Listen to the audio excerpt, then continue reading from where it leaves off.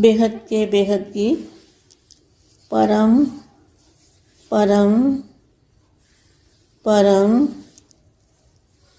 महाशांति है, महाशांति है, महाशांति है। बेहद के बच्चे विश्व कल्याणकारी बापूजी के दिल तख्त नशीन, माँ के दिल तख्त नशीन, बापूजी को प्यार करने वाले, माँ को भी प्यार करने वाले, ऐसे विशेष 100 परिवर्तन से विश्व परिवर्तन करने वाले और बाप को विश्व के अंदर प्रत्यक्ष करने वाले, जो दिल से प्यार करने वाले हैं, दिलाराम के दिल पर बैठने वाले, ऐसे लाडले और प्यारे बच्चों को, विशेष आत्माओं को बेहद की माँ का जात प्यार और नमस्ते। अब मैं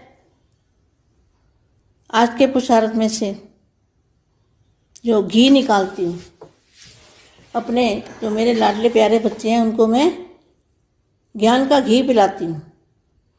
इसमें से जो घी को अमृत बोलते हैं, तो इसमें जैसे अच्छे महावाक्य होते हैं, कुछ समझने जैसे और समझाने जैसे, उन महावाक्यों को मैं पढ़ के अपने बच्चों को देती हूँ।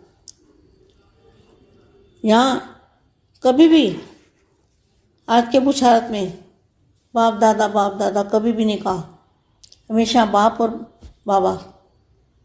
बाप है 9 लाख वाला बाप और बापूजी है बाबा। बाबा मैंने दादा।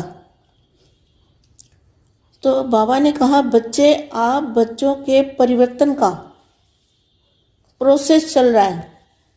और कहाँ चल रहा है प्रोसेस? तो जहाँ चल रहा है ना, बापूजी चला रहे हैं ना, बापूजी कर रहे हैं ना काम, और बच्चे साथ में कर रहे हैं। जो बाप की श्रीमत पर चलते हैं बच्चे, वो जहाँ पर काम चल रहा है ना, प्रोसेस कहाँ चल रहा है, परिवर्तन का प्रोसेस क्या है, ये भी नहीं उनको पता। तो उनको पता ही नहीं है कि हम क्या बोलते हैं। तो आप बच्चों के परिवर्तन का प्रोसेस चल रहा है, अर्थात दिव्य लाइट। अब दिव्य लाइट भी क्या होती है उन्हें पता। दिव्य प्रकाश,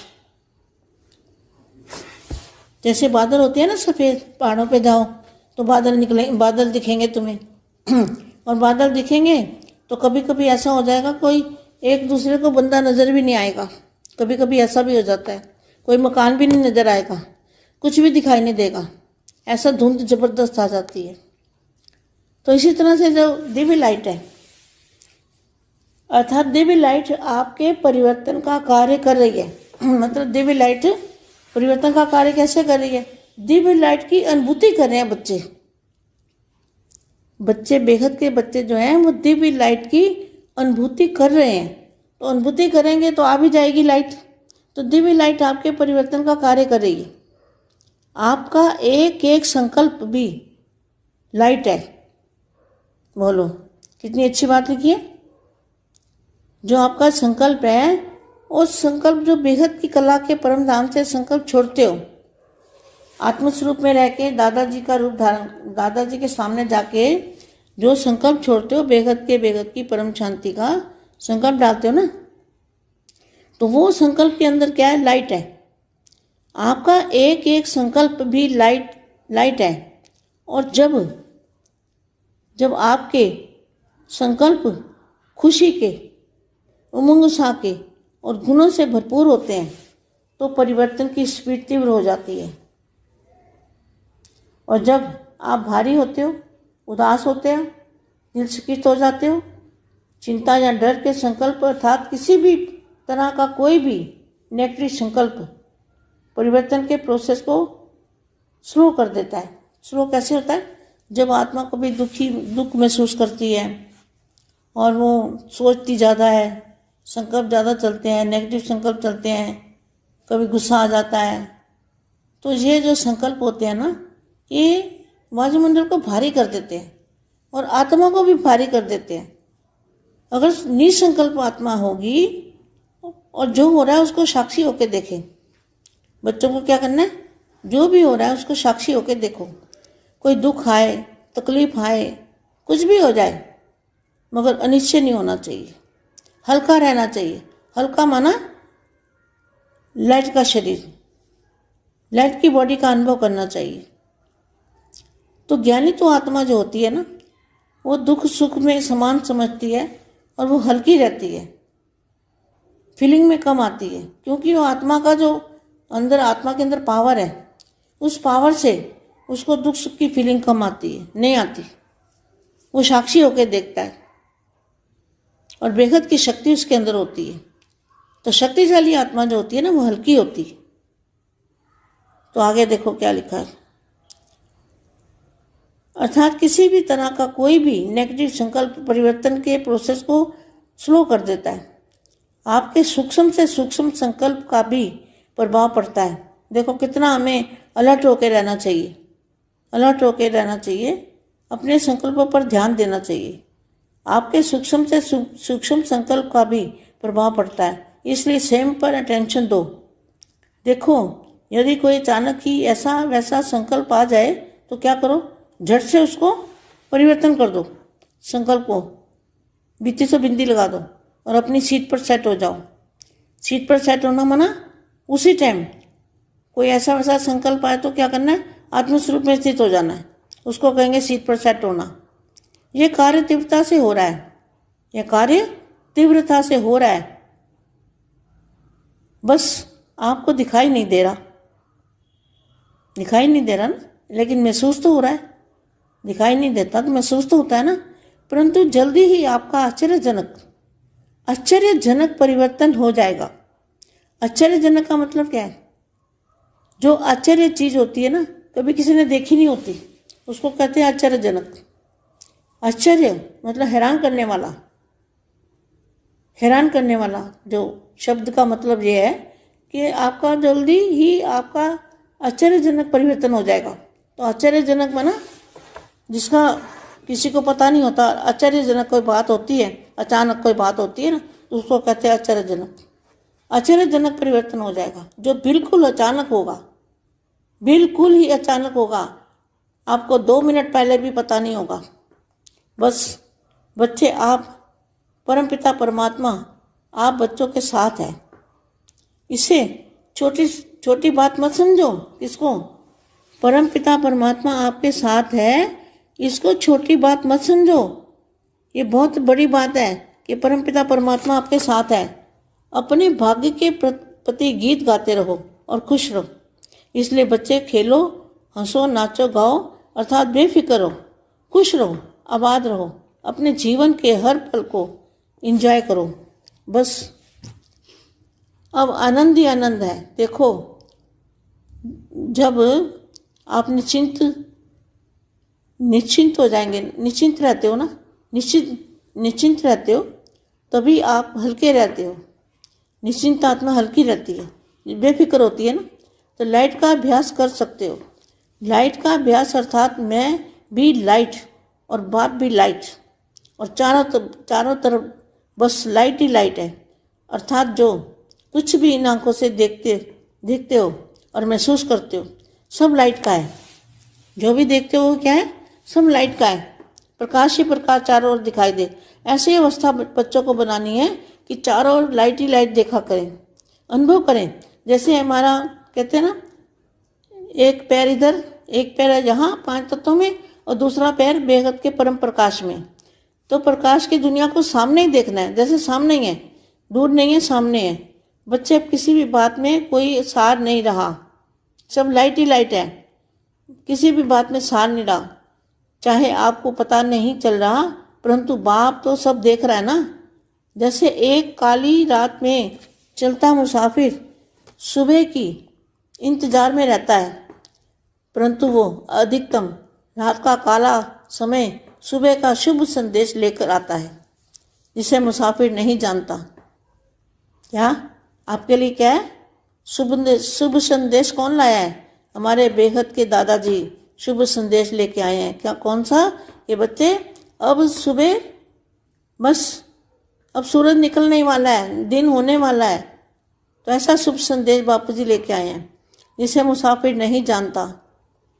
क्या वो अभी कहने की बात है, लेकिन उसको महसूस करना, उसको समझना, परिवर्तन की बात को, और नई दुनिया में, जो बेहद की दुनिया के अंदर जो माहौल है, वायुमंडल है, उसको आंखों मतलब दिव्य दृष्टि से देखेंगे, तब क्या होगा, एकदम अचानक और क्या बोलते हैं, अचानक और आश्चर्यजनक होगा। तो संदेश लेकर आता है जिसे मुसाफिर नहीं जानता, लेकिन यहाँ स्वयं बाप आपको सब बता रहा है। देखो बापू जी सब कुछ बता भी रहे हैं कि बस बच्चे, परिवर्तन की नई सुबह शुरू होने वाली ही है, इसलिए निश्चय रखो, निश्चिंत रहो, आगे बढ़ो, परिवर्तन भी आपका इंतजार कर रहा है। बेहद के बेहद की परम परम परम महाशांति है, महाशांति है, महाशांति। పరం శాంతి బేహద్ పరివారంకు ఆత్మిక సోదరి సోదరులకు బేహద్ మా ఇచ్చినటువంటి హిందీ సందేశము స్వ పరివర్తన తోటి బేహద్ స్వదేశం యొక్క అనుభవాన్ని పొందే బేహద్ పిల్లల యొక్క స్థితి గురించి ఈ హిందీ వీడియోలో వర్ణన చేశారు. దాని యొక్క తెలుగు అనువాదం. బేహద్ మా బేహద్ పిల్లలకి బేహద్కే బేహద్ పరం పరం పరం మహాశాంతి హై, మహాశాంతి హై, మహాశాంతి హై అని చెప్తూ ఈరోజు బాప్ డబుల్ విదేశీ పిల్లల్ని కలుసుకోవటానికి వచ్చారు. డబుల్ విదేశీ పిల్లలు అంటే బేహద్ పిల్లలు. ఎవరి ద్వారా అయితే స్వపరివర్తనతోటి విశ్వ పరివర్తన అవుతుందో ఆ పిల్లల్ని కలుసుకోవటానికి తండ్రి వచ్చారు. వీళ్ళు డబుల్ విదేశీ పిల్లలు. డబుల్ విదేశీ అనగా సదా స్వదేశం యొక్క స్వీట్ హోమ్ యొక్క అనుభవం చేసుకునేవాళ్ళు. డబుల్ విదేశీయులు అనగా తమ స్వదేశం ఏదైతే ఉన్నదో బేహద్కే బేహద్ పరంధామము, దాని యొక్క వాయుమండలంలో ఉండేటువంటి శక్తిని, స్థితిని అనుభవం చేసుకునే ఆత్మలు. ఏ ఆత్మలైతే స్వదేశంలో ఉన్నటువంటి స్థితిని, స్వీట్ హోమ్, సైలెన్స్ హోమ్ యొక్క అనుభవాన్ని పొందుతూ ఉంటారో వాళ్ళు నేను నా స్వదేశంలో స్వీట్ హోమ్లో ఉండే ఆత్మను పరాయి దేశంలోకి వచ్చాను అని తెలుసుకుంటారు. జ్ఞానం యొక్క ఆధారంతో పరాయి రాజ్యములో అనగా దేహం యొక్క ప్రపంచంలోకి రావటం. స్వరాజ్యము అనగా ఆత్మ యొక్క రాజ్యం, సుఖమైనటువంటి రాజ్యం. ఇది గుప్త రూపంలో ఉన్నటువంటి రాజ్యము. ప్రకృతి ఆధారంగా అది స్వరాజ్యము అని తెలుస్తుంది. ప్రకృతి అంటే పంచతత్వాలను ఆధారంగా తీసుకొని గుప్త రూపంలో ప్రకృతితోటి పాత్ర అభినయించుటకు వచ్చినటువంటి ఆత్మలు. స్వదేశీ అనగా స్వ ఆత్మ యొక్క దేశం నుండి వచ్చిన వాళ్ళు, పైనుండి వచ్చినవారు. పరాయి దేశంలో పార్ట్ ప్లే చేస్తూ ఉన్నారు. ఇది ప్రకృతి యొక్క దేశం, పరాయి దేశం. స్వదేశం ఆత్మ యొక్క దేశం. స్వదేశంలోని ప్రకృతి మాయకు అతీతంగా ఉంటుంది. పరాయి దేశంలో ఉన్నటువంటి ప్రకృతి మాయ ప్రకృతి, పంచతత్వాల ప్రకృతి. కనుక ఆత్మ ఇక్కడ పాత్ర అభినయం చేయడానికి వచ్చి మాయకు ఎలా వశమైపోయింది? పంచతత్వాల సాధనాలు, శరీరము, తత్వాలు, ఇంద్రియాలు తయారైన కారణం వల్ల, మన బుద్ధి కూడా దీనిలో ఇరుక్కుపోయిన కారణం వల్ల పరాయి దేశంలోకి వశమైపోయారు. ఇలాగా పరాయి దేశంలో వాళ్ళుగా అయిపోతూ చివరికి మాయకు వశమైపోయారు. ప్రకృతి మాయకు ఆధీనమైపోయారు. ఏదైతే కంటికి కనిపిస్తుందో ప్రపంచము, వస్తువులు, వైభవాలు, ప్రకృతి ఇదంతా కూడా మాయే. మాయకు వశమయ్యారు అంటే మాయ రాజ్యంలో ఆధీనమయ్యారు. అందుకనే ఇప్పుడు పరదేశిగా అయిపోయారు. ఈ యొక్క ప్రకృతి పంచతత్వాల దేశం మీ దేశం కాదు. అందుకని ఇది పరాయి దేశం అయిపోయింది. ఇది ప్రకృతి మిమ్మల్ని మాయాజీతుగా అవ్వటంని కానివ్వదు. మాయాజీతుగా అవ్వటము అంటే మీరు ఏ వస్తువు వైభవాలకి స్థూల ప్రపంచంలోని వస్తువులను చూస్తూ కూడా వాటిని బుద్ధి ద్వారా స్వీకరించకుండా ఉండుట, దానికి ఆధీనం కాకుండా ఉండుట, దీన్నే ప్రకృతి జీత్, మాయా జీత్ అంటారు. ఇదే మాయాజీతుగా ఈ విధంగా అవటంతో మీరు సుఖమయ ప్రపంచంలోకి వెళ్ళగలుగుతారు. సుఖమయ సేవాధారిగా కాగలుగుతూ ఉంటారు. ప్రకృతి అంటే వాయుమండలం. మీకు స్వదేశంలో వాయుమండలము, పరాయి దేశంలోని వాయుమండలము రాత్రికి పగలుకున్నంత తేడా ఉంది. వాయుమండలంలో ఏదైతే సాధనాలు ఉన్నాయో అది మాయ సాధనాలు. ఈరోజు ఉంటాయి, రేపు వెళ్ళిపోతాయి. దానికి వశమైపోయారు అంటే మీరు ఉండరు. బేహద్దు పిల్లలు ఏ విధంగా ఉంటారు? ఇదే ప్రకృతి నుండి మాయాజీతుగా అగుటకే మీరు సుఖమయ సేవాధారిగా అయ్యారు. మాయాజీత్ మరియు ప్రకృతి జీత్. మాయను మార్చటం, ప్రకృతిని పరివర్తన చేయటం, ఇది సుఖమయ సేవ కదా. ఈ ప్రకృతి అందరికీ దుఃఖాన్ని ఇస్తూ ఉంది. అందుకని ఈ ప్రకృతిని పరివర్తన చేస్తే వారికి సుఖం లభిస్తుంది. అందుకని ఇది సుఖమయ సేవ అవుతుంది. ఎలాగా మార్చటం అంటే పరంశాంతి వైబ్రేషన్స్ తోటి, పాజిటివ్ వైబ్రేషన్స్ తోటి ప్రకృతిని పరివర్తన చేయటం. ప్రకృతి జీత్ అనగా పంచతత్వాలకు అతీతంగా అవ్వటం, ప్రకృతిని జయించటం. ఫస్ట్ మాయను జయించాలి. మాయ అంటే స్థూలమైన వస్తు వైభవాలు. వాటిని జయిస్తే ప్రకృతిని కూడా జయిస్తారు. ఏదైతే పంచతత్వాల వాయుమండలం ఉందో దీనిని పరం ప్రకాశంలోకి తీసుకొని వెళ్తే ప్రకృతిని జయించినట్లే. పంచతత్వాలు పరమతత్వంలోకి మారిపోతాయి. అప్పుడే మాయా జీత్, ప్రకృతి జీత్ అంటూ ఉంటారు. మాయా జీత్, ప్రకృతి జీత్ అవ్వటంతో మీకు సుఖమయ రాజ్యం, సతోప్రధానమైన రాజ్యం, అందమైన బంగారం లాంటి స్వర్ణిమ ప్రపంచం తయారైపోతుంది. ఈ యొక్క స్మృతి మీకు స్పష్టంగా వస్తూ ఉందా? మీ ప్రపంచం, మీ ఒరిజినల్ దేశము మీకు జ్ఞాపకం వస్తుందా? కేవలం 1 సెకండులో శరీరాన్ని మార్చుకోవాలి. పాత శరీరాన్ని వదిలేసి కొత్త శరీరాన్ని ధారణ చేయటం. పాత శరీరము అంటే పంచతత్వాల దేహము, వస్త్రము. దీన్ని వదిలి పరమ ప్రకాశం యొక్క వస్త్రాన్ని ధారణ చేయటం. ఎంత ఆలస్యం అవుతుంది? ఎంతసేపు పడుతుంది డ్రెస్ మార్చుకోవటానికి?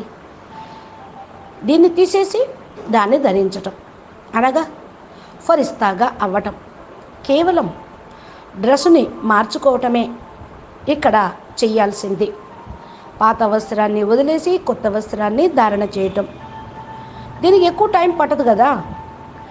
ఇదే అసలైనటువంటి పరివర్తన, ఫరిస్తాగా అయ్యేటువంటి విధి విధానం. కేవలం డ్రెస్సును మార్చుకోవటానికి ఆలస్యం పట్టనీయకండి. స్మృతి, సమయం యొక్క స్మృతిని సదా మీరు జ్ఞాపకం ఉంచుకోండి. ఇప్పుడు సమయం ఎలా నడుస్తుంది? ఏ సమయము? మరి దీన్ని దాటుకోవాలి అంటే బేహద్కే బేహద్ కళల ప్రపంచంలోకి వెళ్ళాలి అంటే బేహద్ కళల సమయాన్ని స్మృతిలో ఉంచుకోండి. 1 సెకండ్లో డ్రెస్ని మార్చుకొని వెళ్ళిపోవచ్చు. అచ్చా, పరం శాంతి. నమస్తే, ధన్యవాదాలు. బాపూజీ దశరథ్ భాయ్ పటేల్ తెలుగు ఛానల్లో మా చెప్పేటువంటి బేహద్దు పిల్లలకి దివ్య సందేశాలు ఉన్నాయి. ఇది పురుషార్థం పెంచుటకు, బాపు దగ్గరికి చేర్చుటకు, బాపు సమానంగా తయారు చేయుటకు, బాపు యొక్క మహిమని చెప్తున్నటువంటి వాణీలు, సందేశాలు. దీన్ని మీరు రోజు వినాలి అంటే మా ఛానల్ని సబ్స్క్రైబ్ చేయండి, గంట సింబల్ని ప్రెస్ చేయండి. నోటిఫికేషన్ రూపంలో బాపూజీ తెలుగు వీడియోలు ఏదైతే అప్లోడ్ చేస్తారో దాన్ని మీరు మీ మొబైల్లో నోటిఫికేషన్ రూపంలో పొందవచ్చు. ఇవే కాకుండా అనంతభాయ్ మోటివేషన్, ఇన్స్పిరేషన్ వీడియోలు, బాపూజీ అద్భుతమైనటువంటి జ్ఞానము ప్లేలిస్ట్లో ఛానల్లో ఉన్నాయి.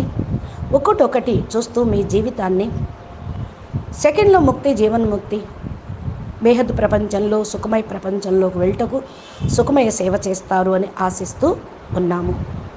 పరం శాంతి. నమస్తే, ధన్యవాదాలు. పరం